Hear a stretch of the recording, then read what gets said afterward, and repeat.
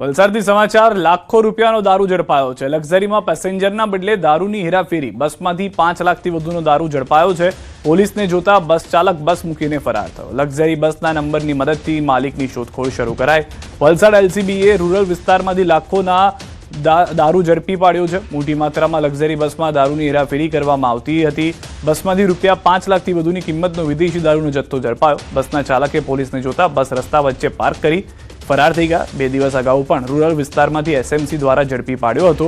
રૂપિયા 50 લાખ રૂપિયાનો વિદેશી દારૂ। રૂરલ પોલીસ વિસ્તારમાંથી લાખો રૂપિયાના દારૂની હેરાફેરી થતી હોય ત્યારે પેટ્રોલિંગ સવાલો ઊભા થયા છે।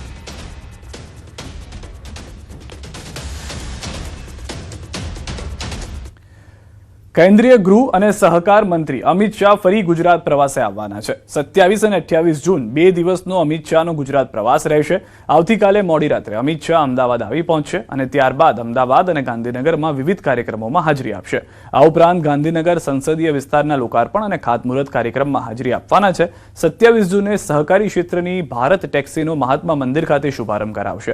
આ સાથે જિલ્લા કક્ષાની દિશા બેઠક અંગે સ્થિતિ જે છે તેનો ચિતાર મેળવશે। ગાંધીનગર હરિયાળી લોકસભા અંતર્ગત સામૂહિક વૃક્ષારોપણ કાર્યક્રમ અંગે સમીક્ષા કરવાના છે। સાબરમતી વિધાનસભાના બેઠકમાં લોક દરબાર યોજીને રાણીપ અને સાબરમતી વોર્ડના કાર્યની પણ સમીક્ષા કરશે। 28 જૂને સંસદીય ક્ષેત્રમાં સમાવિષ્ટ વિધાનસભાના કાર્યકરો સાથે ચિંતન શિબિરનો કાર્યક્રમ છે।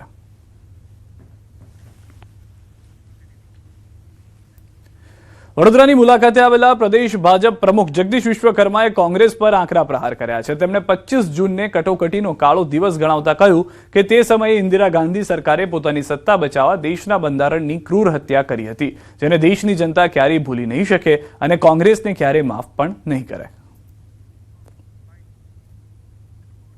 સાથે સાથે આજે 25 જૂન પણ છે, કટોકટીનો કાળો દિવસ, બંધારણનો હત્યા દિવસ। આ દિવસ ક્યારેય આ દેશની જનતા ભૂલી નહીં શકે। દેશના હજારો લોકોએ ટૂંકમાં બલિદાન આપ્યા છે।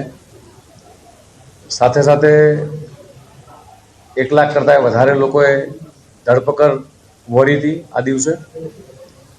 અને એ વખતની કોંગ્રેસ સરકાર ઇન્દિરા ગાંધીએ પોતાની સત્તા બચાવવા માટે, સરકાર બચાવવા માટે એ બંધારણની હત્યા કરી હતી।